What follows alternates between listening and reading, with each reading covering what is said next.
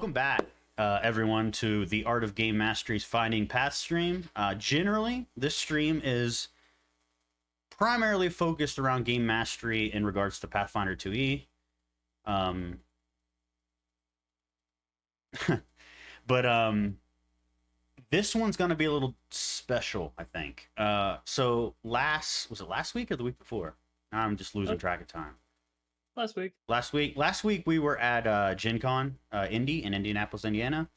Neither of us have ever been there before, so it was our first time. Learned a lot of things. Some things we were super happy with, some things we were not so happy with, and we thought that we would take this stream to just a general back and forth talk about GenCon as a whole. I don't know how many of our viewers have been there. I know this year was especially difficult because of gestures at everything. But yeah, I mean, I think overall I had a good time. I think that we definitely learned a lot of what to do next time if we go. There were definitely, like, for instance, one of the big things was, just to get it out of the way, neither of us knew that we had to sign up for games. And I don't know if the fact we didn't sign up early would have been such a problem if Gen Con wasn't run the way it was this year. Like, since I haven't been there in previous years when it was quote unquote normal, I don't know what to compare it to, but this time, because we didn't sign up early, we basically couldn't get into any games at all.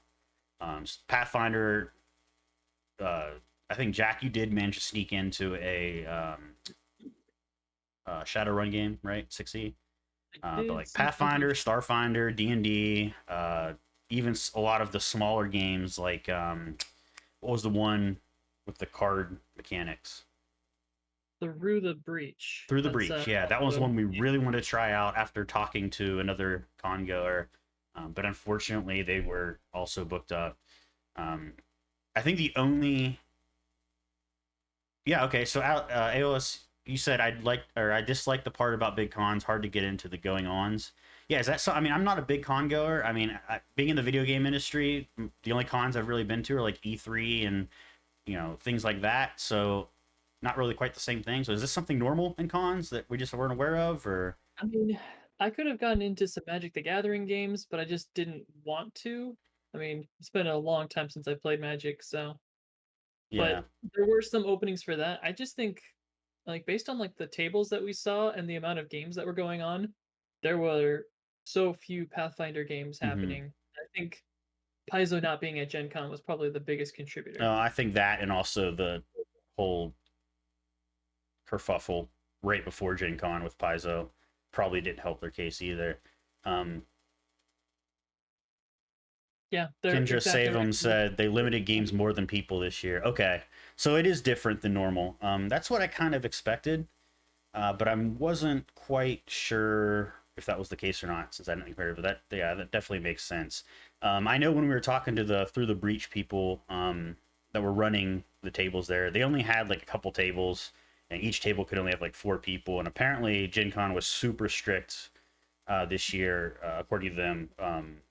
With how many people could be at a table, how many tables you could have, how far away they could be, et cetera, et cetera. I imagine, too, that with the super strict rules, it probably just made a lot of people also be like, I don't want to screw with this. This isn't worth my time, kind of deal. You know what I mean? So they probably just didn't a lot of companies probably didn't bother setting up games. Ironically, the one game that I did see that was available was Fate. There was a couple Fate games open, but they were, from what the description sounded, they didn't sound like super up my alley. They were more like mystery style. More, I think they were kind of harking back to the Dresden Files Origins kind of deal. And that's just, I mean, those are fun, but it's not my jam personally. So I opted out of those. But I did like that it was not fated, I guess you could say. AOS. It just wasn't meant to be. But I did like that they provided an open space where you could kind of grab a cone from the HQ, they called it, which is basically the info booth, and they would let you run your own games. And we actually had a good amount of success with that. It's unfortunate we didn't realize it till, like, I think Saturday, which is like the second from the last day. For all intents and purposes, it was the last day. Really, Sunday was a joke. Um, but I think when we did set up Saturday, we had a blast doing it. I think we, how many? I ran a game. You ran one game too, right? Or you run two games? I don't remember. I I don't remember. I think it was one. I think we ran one each. But I know we had a lot of people come by and a lot of people interested. I think that if there were more tables running it, we would have seen even more people because I think a number of people came by. We already had like pretty big tables, and like at one point, a larger group of people came by, and were like just finishing up one of our one shots. And they're like, "Oh, it's a shame," and kind of just walked away. Um, I think there was definitely room for more people running Pathfinder 2e. There definitely seemed to be interest, which I like to see. I love to see interest in the game. Especially, I was a little concerned that there wouldn't be any interest because of the whole allegations that cropped up right before Gen Con for Paizo. Yeah, what do you think about the whole open table format they had Um, there? well, Friday I felt kind of like a chicken with my head cut off, just trying to. Was it Thursday our first day, or was that Friday? Well, Thursday was our first day, but Thursday. we kind of mostly just stuck to the exhibit hall Thursday, I think. Well, Thursday I didn't even discover that there was a second story and that there was an entire gamer hall library that was available upstairs. So Yeah. they had Um, programs, but it wasn't necessarily evident, and there was not a whole lot of like communication about like what they were offering. yeah, I mean, maybe we missed it, but I didn't see. I mean, I didn't see a whole lot of signs either that like pointed you to like say this and that is over here, this and that's over there. It's just kind of like this one giant exhibit hall, and then that's connected to a couple large rooms, and there's really nothing to point you in a direction. You kind of just wander, and maybe you figure it out, maybe you don't. Um, I also felt like this year was, it may again maybe this is normal, I don't know, but this year I felt it was very board game centric versus I didn't feel like there was a whole lot of tabletop RPG stuff there in general. I felt even like the 5e stuff was lacking. Like I didn't see a whole lot of 5e tables, and I didn't see Mhm. a whole lot of 5e merchandise. Definitely don't think Wizards of the Coast was even there. Um, I saw a lot of I don't know if paraphernalia is the right word, but a lot of like auxiliary things for 5e. Not even like supplement books, but like 5e themed cards and things to help out with playing the game rather than actual mechanics and rules for playing the game, like books and whatnot. A lot of dice, a lot of really cool dice actually. There was a big see, Drewy says normally Paizo has a big presence, and the entire Sagamore ballroom, where the game library was, is full of scheduled RPGs. Runs primarily. That's really cool, and I wish that was the case this year. I know Paizo did their kind of Paizo Con, or no, I mean Paizo Online thing. I even watched those, and I felt like they were extremely lackluster. The keynote was cool that Eric did, but other than that, I felt like there wasn't a whole lot. Like their announcement panels were very bland. Their games were like most of the stuff they streamed was other people running Pathfinder 2e games. Like it wasn't even them running it. Like it was like just other channels and stuff like that running games on their stream. And I'm like, okay, cool. Like actual plays are cool, but it's Gen Con. I'm not here to watch actual plays. I want to see news and announcements stuff, right? Um, Jury says I don't think Wizards ever has their own presence there. The 5e presence mostly just general book. Okay, that's kind of interesting. Do they have their own con? Do you know? I know Paizo has PaizoCon, but I didn't know Wizard Coast had Legendary Con, Whiz Kids. Gigantic Ah, Con. okay. So they do have their own cons. Well, that makes sense. I mean, like I said, I'm in the video game industry. It's becoming fairly standard here as well. A lot of big video game companies are leaving E3 and running their own things now. It's just cheaper, easier, and they ended up reaching the same amount of people. So don't blame them. But I do feel like Paizo, even though they did the online con thing, they really thank you for the follow. We've had like 3 follows now, and unfortunately, it looks like hold on, I gotta fix this. The follow You notifications thing is behind my camera. Um, let gotta change this me theme. pull this guy down here. There we So go. I've been to other Goon conventions 7 and before. everyone else who just followed, whose name I could not see because it was covered up on my camera. I apologize, but thank you for following. We appreciate it. But Um, yeah, I think that I don't. Jack, did you watch any of the Paizo Online Gen Con stuff? I watched a few, mostly for the news is what I was looking for, which is kind of what we were expecting to cover, as far as like revamp from this Gen Con, since they released the news as part of Gen Con. Jury said 2019 on PF2E release. I was able to get my full rule book signed by a bunch of PF artists, Jason, Eric, and a few others. Pretty cool under normal. That's cool. Like I would love to see that return, and I hope that now that the pandemic kind of pushed things in this direction, I hope this direction doesn't become the normal direction, right? And that's what I fear the most is that now that people realize, oh, I can just do this online and no one, it's chill just fine. Everyone's cool with it. I hope they don't start just doing it online because it's cheaper and easier. So I really hope they start coming back to in-person It stuff. definitely scratched an itch for being able to have our own table and sitting down and playing again, playing in I person. missed playing in person I so haven't played much. in person in 2 years. I know we've been debating about this term, Jack, but hot take. I think virtual tabletops are ruining the hobby. It's becoming a new thing. I have a completely different mentality for prepping for online games versus in-person It games. takes so much freaking time to prep for a virtual tabletop game compared to an in-person game. So much time. And I feel like I spend so much time. I'm gonna go too much of a tangent here, but feel like I spend so much time making maps and entering tokens and data entry and stuff like that than I spend on actually creating the game, right? Or running the game. And that just, I mean, sure, it's fun from time to time, but sometimes I just want to get playing, Like I just want to sit down, start playing, have fun, and not have to screw I see around some with. pros and cons here about like whenever we were trying to meet at a place. I don't know. This was a lot of issue because I played D&D all through high school. Was having a place to play, which was always difficult, and then getting people to all meet in that location. The virtual tabletops are, they do have some pros and cons there because They playing do have some online, really you cool don't have to facets worry about or someone aspects of them. driving if their car breaks down. Mm-hmm. I do think they're really cool. I just think that an unfortunate side effect of them is that I think it's kind of more of a timing thing than the actual problem with virtual tabletops. I think the fact that virtual tabletops became popular just as 5e became the behemoth it is, and so many new people entered the hobby.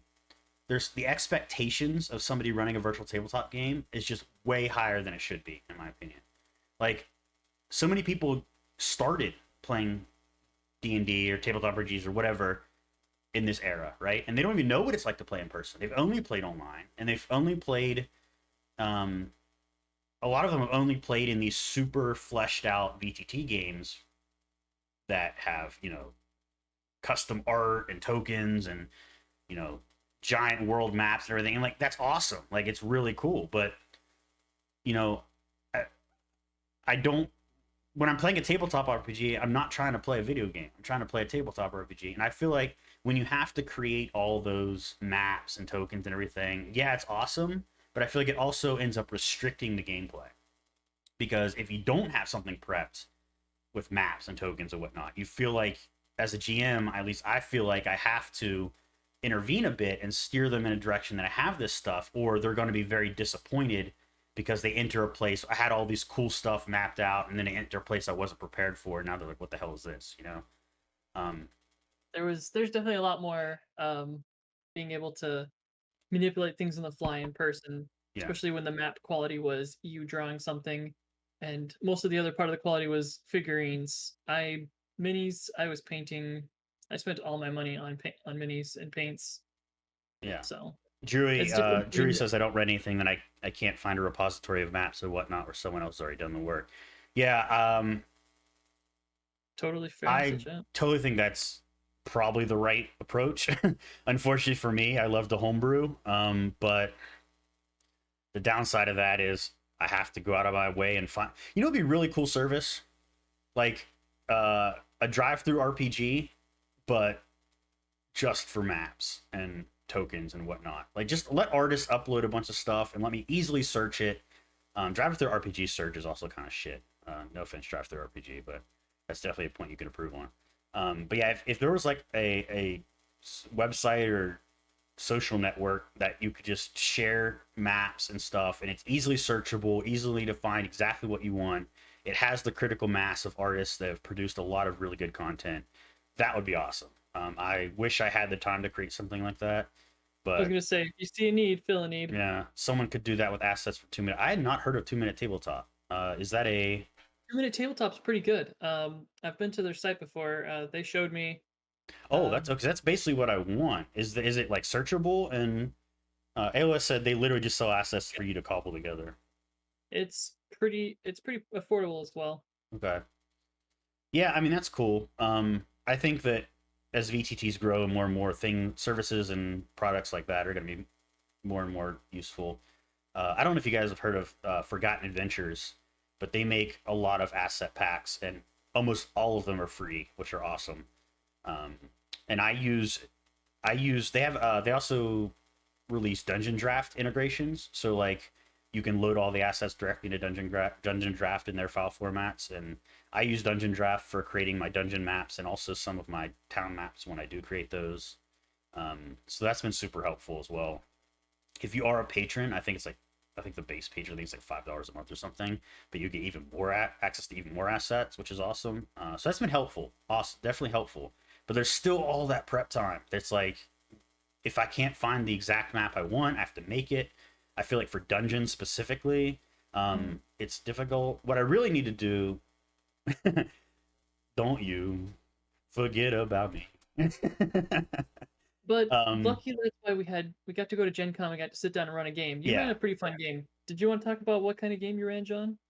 yeah. So I have a little. Sorry, I didn't mean to get off on that whole tangent there. That was just a gripe I've had for a while now. I wanted to get off my chest. But going back to Gen Con, we ran. I ran a game. Jack ran a game. The game I ran was an intro adventure that I run in a number of homebrew campaigns. So it's one that I basically know by heart at this point. The only thing I don't have memorized are like the specific monster stats and whatnot. So I just pulled them up on a laptop and for reference. Um, and it's also the way it's designed. It's also very easy to change and finagle stuff on the fly. Like Jack has run this intro adventure before, so or they were expecting certain things, and to kind of combat that, when they reached certain points where Jack was probably expecting something to happen, I kind of changed it up a bit, just make it fresh for them. But it was a I think it only took like 3 hours to run, if I remember correctly. Yeah, we did it the one shot in about 3 hours. Yeah. So I thought it went well. There were actually less people at my session than there were Jack's. As I mentioned, we had a huge group of people come towards the end. And it's very unfortunate they came when they did, because they really wanted to try Pathfinder 2e. I think most of them, if not all of them, had not played Pathfinder 2e at all yet. They were looking to play it because they wanted to try it out. So I did feel bad that we were towards the end there. Sunday was pretty terrible for them to just be like, oh, Yeah, we're Sunday was closing. especially bad. Oh man. Drive by and try to close early on top of all of that. Yeah, so we didn't realize Sunday they closed at 4. And then apparently, according to the info booth, it was a hard cutoff. Like at 4 o'clock, they kicked everyone out. There was no ifs, ands, buts about it. We we got there, I think around 2:30 and started setting up, like to the open table section. We had spent some time in the exhibit hall before that. And then by the time I got set up and had some people, making characters, 3 o'clock came around. I went to the info booth for something. Oh, pin. I needed a pin.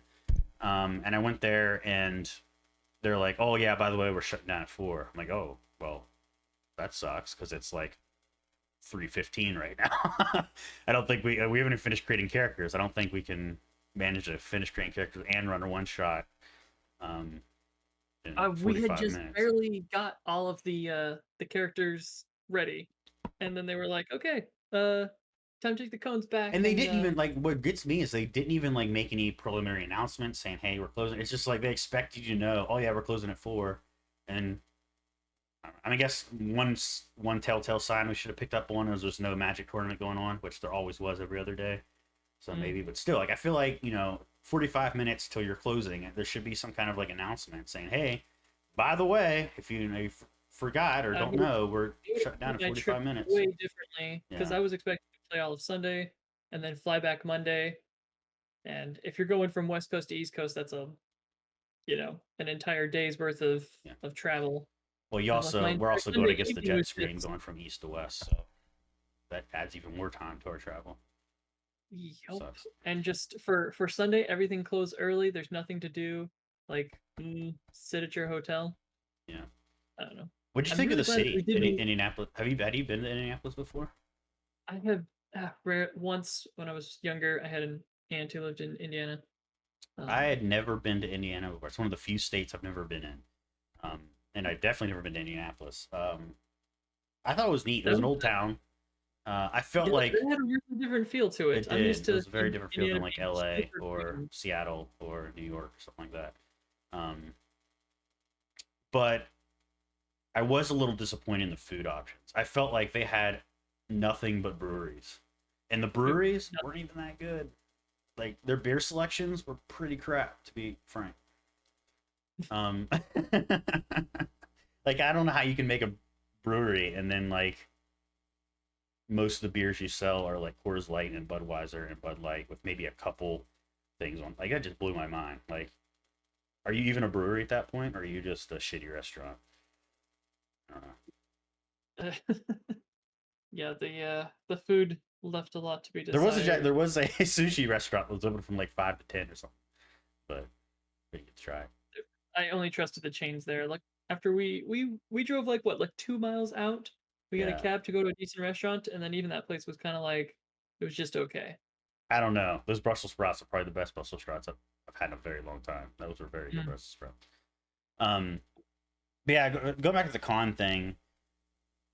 I like the exhibit hall. I really did. I just wish there was more tabletop RPG stuff. Um, there were a lot of really cool mini booths, like handcrafted minis, which I thought were really cool, hand painted and handcrafted. Um, I don't know. Was there anything in particular you stood out to you in the exhibit hall, Jack? Um, there was just so many like pickup games going on there. Like you could buy the game and then you could just kind of sit down and test it out. I really liked that kind of setup. I was Yeah, kind and of impressed. there's a lot of board games that weren't purchasable yet, but you could purchase them there, which was kind of cool. So it was like an early access kind of thing. Um, there was a dice company that I bought from. It's like MDG Dice or something like that. The Metallic Dice Games. That's what it was. I don't know if y'all have seen their dice, but they make some awesome stuff. They had some GenCon exclusive dice.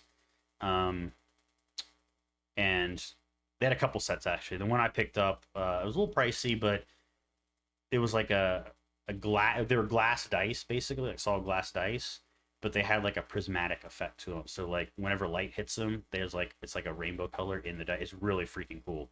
And they had the Gen Con 2021 logo on them. I thought they were awesome.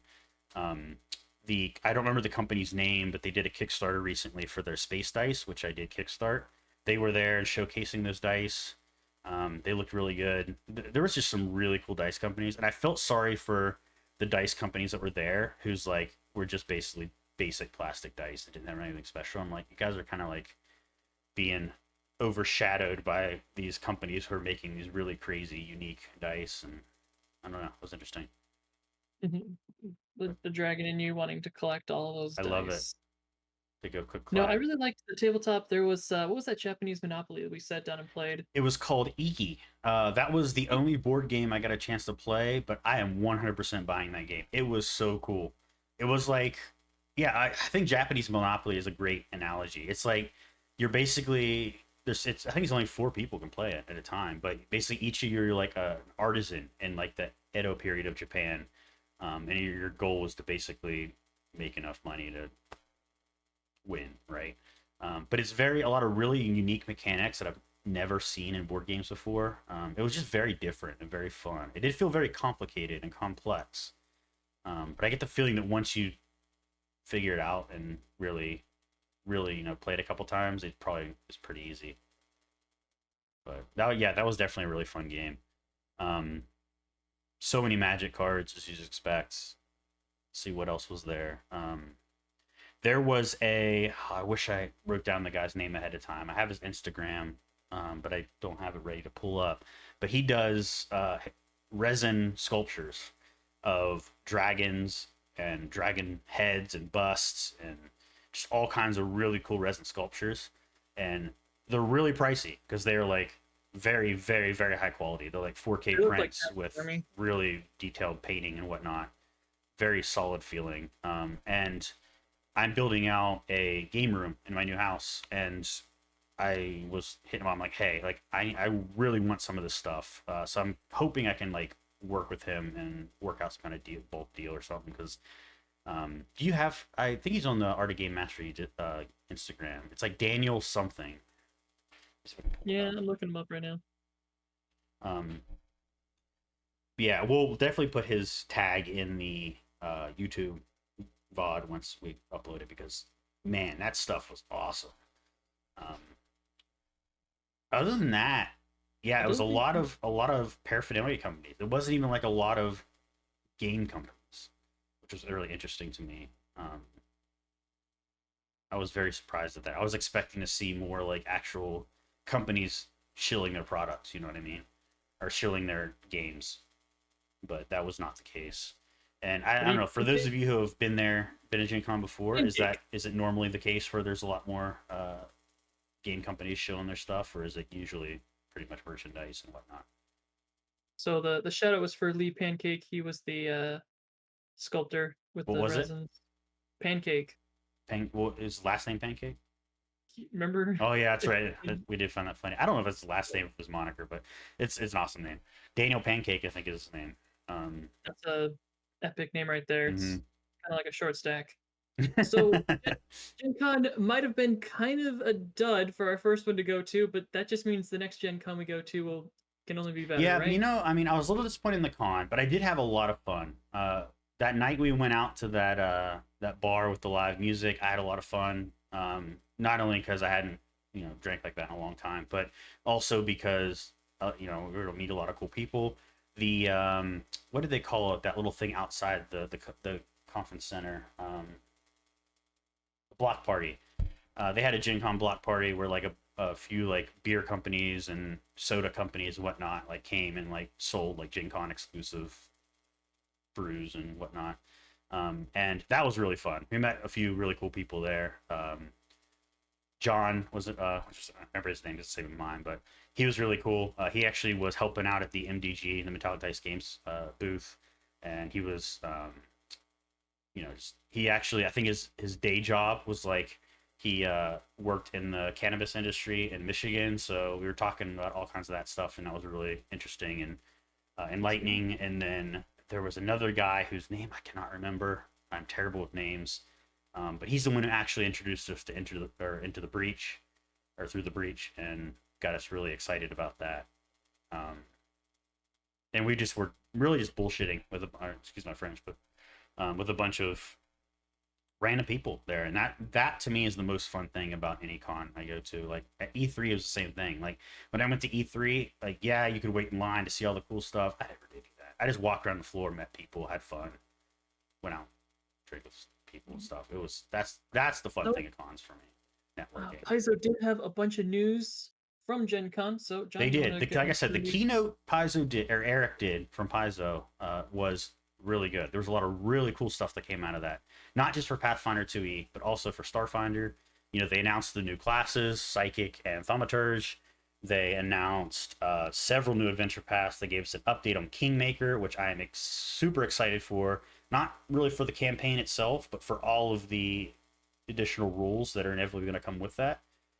A lot of these rules are stuff I've been thinking about anyway, and was planning to release homebrew stuff for, and I probably will still because it's going to be. I don't think Kingmaker comes out to like summer of next year or something like that. So I'll probably release what I'm working on for our games just as kind of like a stopgap till then.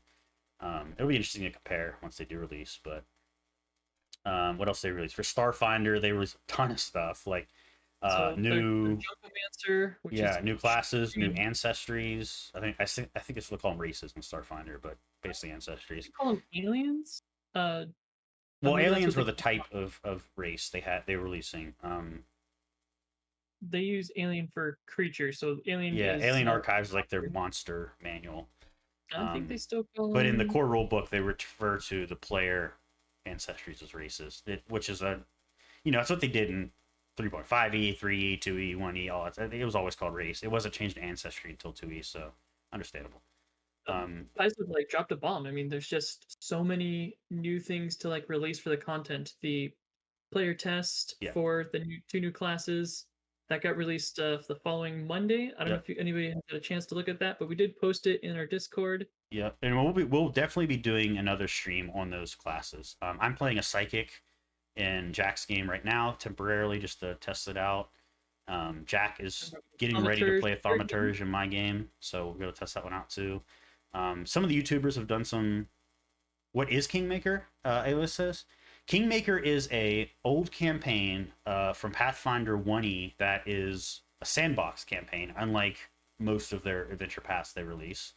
It is designed around not only like taking the characters from 1 to 20, but also into retirement. Like in addition to adventuring, it's also provides rules and whatnot for establishing your own kingdom, establishing your own settlements, etc.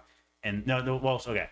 To clarify, Kingmaker was turned into a video game, but it was not originally a video game. The original Kingmaker was a Pathfinder 1e campaign book, and it was very large because, like I said, it not only sprawled an entire 1 to 20 campaign, like adventure path, but it also allowed you to do things like both during the campaign and after retirement for things like building a kingdom.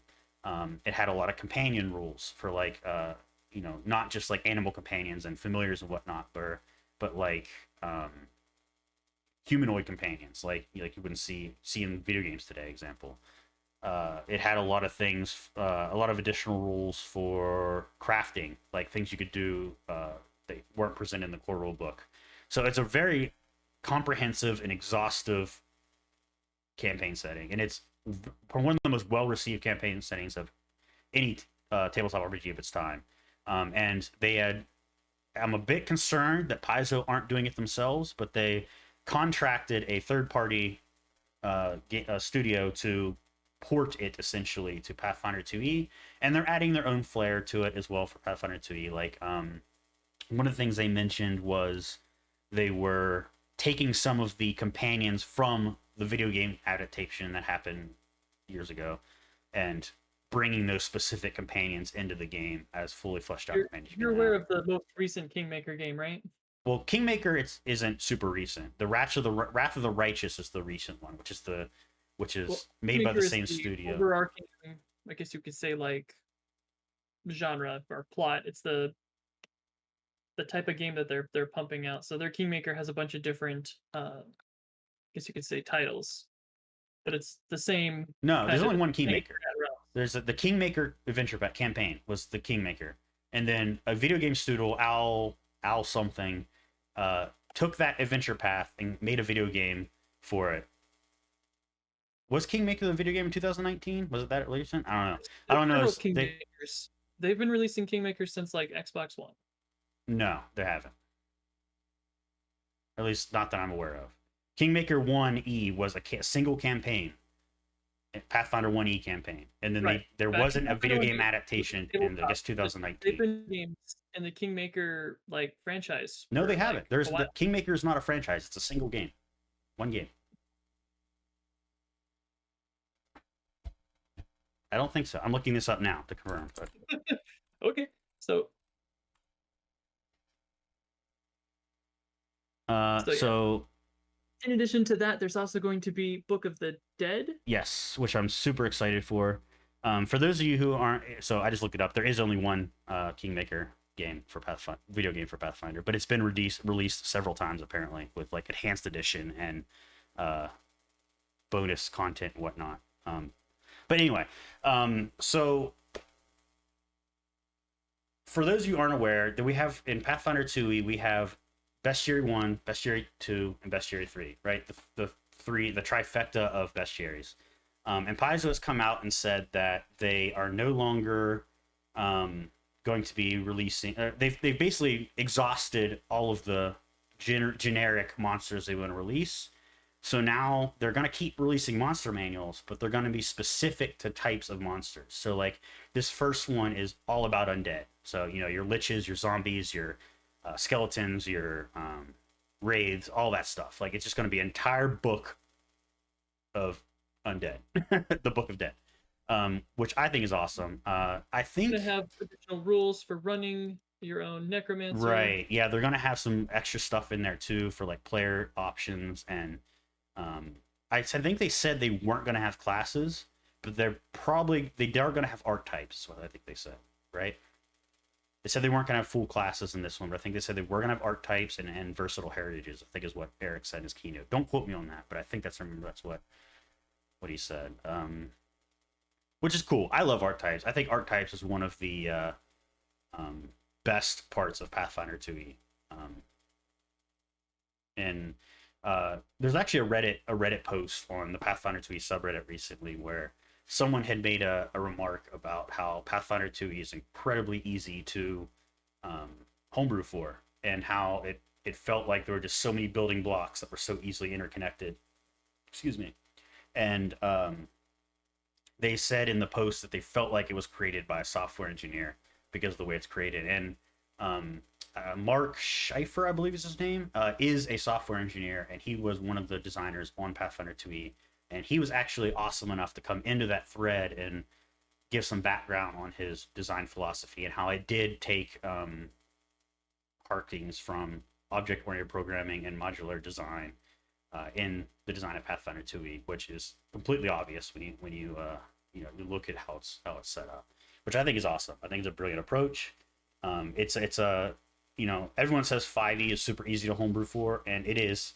I won't dismiss that, but I think the approaches they take to it are different. Whereas 5e is so easy to homebrew for because there's no rules.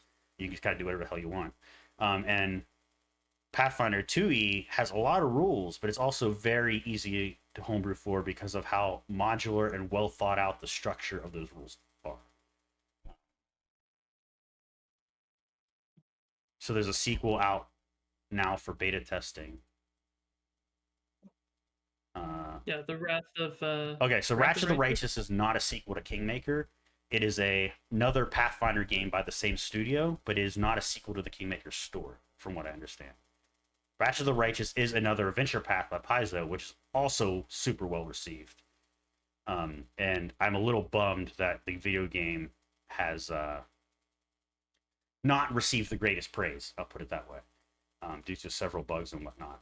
But from what I understand, they're two separate adventure paths, both of them turned into a video game by the same company. But yeah, Kingmaker, the video game, was super well received. It was super buggy at the beginning too, but once they ironed those out, it was apparently really well liked, from what I understand. I haven't played either of these. I generally don't like these kind of games in video games because I feel like the beautiful thing about them is that they work so well in a tabletop RPG setting because they're so sprawling and because everything's made up as you go and there's no rules or constrictions except for what the GM puts in place. Whereas when you're making the same thing into a video game, you inherently have all these, restrictions and whatnot that have to be there to make it playable, that you kind of lose some of the magic of some of these games, in my opinion. So, I accept that many people love it. They're not for me though. As much as I love RPGs, I don't feel like these kinds of games translate well to video game RPGs. But that's just my opinion. Obviously not the one of everyone. There was another announcement for Absalom. Is that new or is it already out? It is coming out. It is a new thing they're doing. Absalom is one of the most prominent cities in the Lost Omens Galarian setting. It is the kind of like the Waterdeep or the Neverwinter of. Oh no! Is it really?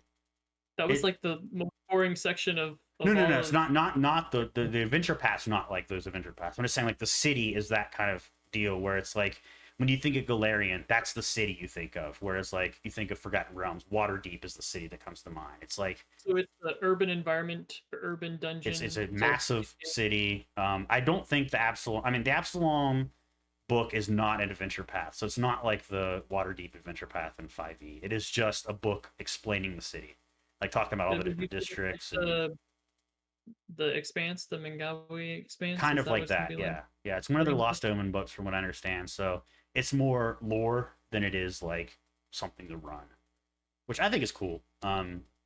I There don't was use actually the some Galarian setting games in my at games, but I love GenCon. seeing them because I love, taking ideas and massaging them as something that fits in my world and using them. Some call it I think there stealing, might some call it be borrowing.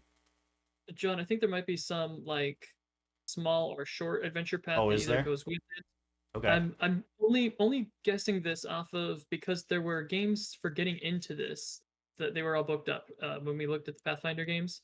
Absalom was the only like available game, but it was for brand new people, so like it was like pre-generated characters and it was So the online. okay, I see. They're probably gonna do adventure paths in Ath or what is Paizo called the short uh short play adventure Adventure path? paths? I can't remember what they The were ones that are called. like a couple pages long that they release like in PDF form. I forget their names, but I guarantee there will be those. But I think this book is in specific, at least according to what Eric said in the keynote, is going to be specific about lore.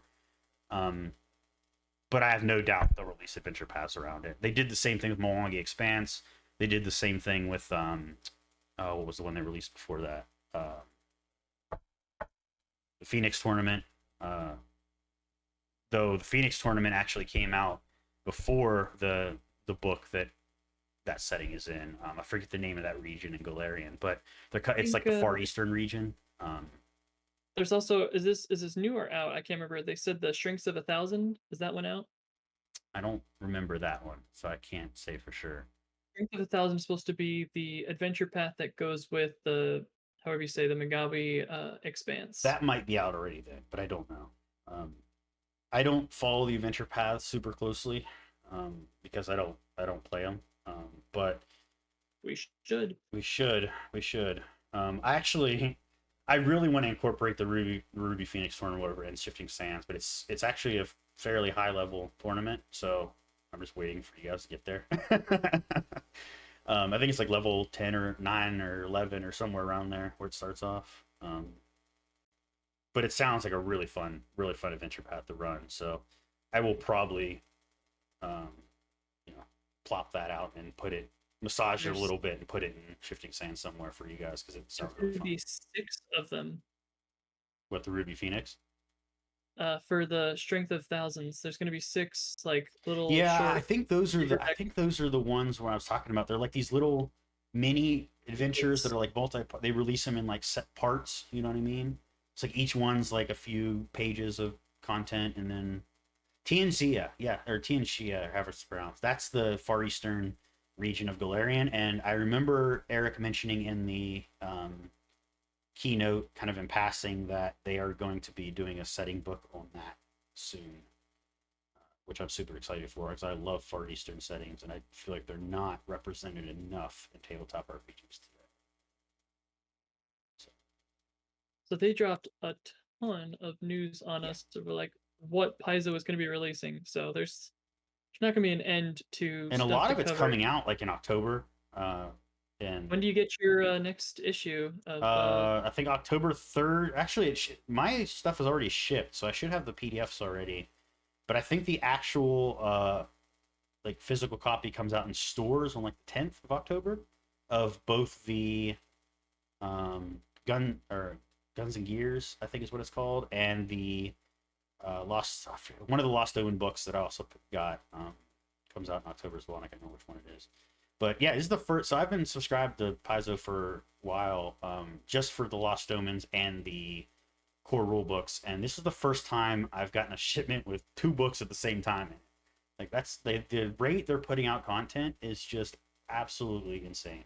And frankly, I don't know how it's sustainable. Like I don't know how they can keep pushing out content so quickly month after month like this. I mean, they're not a very big company. They don't have a lot of employees. They have a lot of contractors, but even so, that's a lot of money to spend to pump out stuff this quickly. especially with the quality of their books, the Yeah, artwork that they're the quality, doing. not only the quality of the content, but yeah, the quality of the art, the quality of the book, like the physical quality of the books themselves. Like, You still can't find anything in the books, and you have to use the online search engine. yeah, their But layout leaves a little bit to be desired, but but yeah, I mean, I'll be very surprised if they keep this rate up in the coming years. so I don't know if you're familiar with Pathfinder, John, but they had like 30 classes in Yeah, Pathfinder. yeah, it's crazy. So for them to only have the first 10 out at release, most people who were transitioning from Pathfinder to second edition felt like there wasn't enough Yeah. classes and wasn't enough races. I know even I was coming from 3.5 and fifth edition coming in. Remember, I had to quickly homebrew a Mm-hmm. lizard folk and a cat folk because I just didn't have them. Yeah. Um, But I like, think it were what, like, when it come out? It came out in what, 2016? Yeah, 2019 is when Pathfinder 2 came out, right? And I want to we're say 2 years in, and we already have like over half of what Pathfinder 1E had in terms of like classes and whatnot. So it's crazy. I mean the rate they're going is like what every 6 months they're releasing two new classes. They're play testing them, and Yeah, then it's like every 3 months there's a new book. Like one set of 3 months it's Lost Omens. The next 3 months it's like a rule book of some sort or something. It's they could wild. probably Like, milk it for another 2 years. I could see them milking this for another yeah. 2 years. I mean, I have no doubt that they'll continue pumping out 2E content for years to come. Like, this is an extremely successful game for them. It's actually, if you look at the numbers, it's actually more successful than 1E. Um, it's just that the overall market of Pathfinder or of tabletop region in general has grown, so naturally the amount of sales is going to grow. But I think they'll be sticking to it for a while. But I can't imagine that they're going to stick to that 3 month schedule. That is just so tight, and I don't know. I feel like maybe I'm a little biased coming from video games, but I feel like there's got to be some crunch going on there to meet those deadlines, um, because that is a super tight deadline for any kind of creative work. So we'll see, I guess. But man, as a consumer, I love it. Looking at it from a I can't creative afford all the. standpoint, I feel like they've got to be hurt, the people. But we'll see, I guess. Yeah, this has just got to be overall good for them in general. Their bottom line. Yeah. Um. So there's been a new edition that was play tested for Shadowrun. Shadowrun is in its seventh edition now. Wait, they're Um, playtesting 7E. is Are you it sure sixth about edition? that? Yeah, sixth edition. Sixth The name sixth edition is out already. It's not playtesting it. It's been out for a couple years now. I played the latest edition, Yeah, and you said you played I 6E, which is the latest edition for sure. It's it's not not super well not received around Shadowrun fans, but I think it seems fine. I don't. I mean, I don't know. I we were haven't really talking played about like Shadowrun, so the the phobia and the fear that like if fifth edition goes into sixth, if D&D goes into sixth edition, like it's going to alienate their players. And I think Shadowrun is a good example of that because it's a smaller kind of metric to measure just like how poorly sixth edition was received. When I was playing six though, nobody there wasn't really the flaws weren't as blatant or glaring coming into Shadowrun. So I can right. see like I want to say Yeah, some I definitely want to give Shadowrun a try. It seems fun. And the way you described it, it was fun. So I'm more excited about it now. I really want to try Cyberpunk Red though. I know I'm a bit old school and I don't like my fantasy and my cyberpunk. So I think Cyberpunk Red's more up my alley. But I definitely still want to give Shadowrun a try because it just seems interesting. so many options to choose from, especially through the breach. I was really hoping to get Yeah. in on a game on that. The Malfo or Malfax minis that I had been collecting and painting for like my other games Hmm. that are already like I already taste of what the lore is. Uh, that that kind of dark, ultra grim kind of It's Pathfinder set. that's the one that's steampunky, right?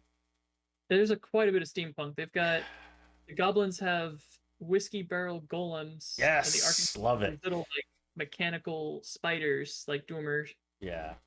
See, I don't know. I mentioned this in our Discord yesterday.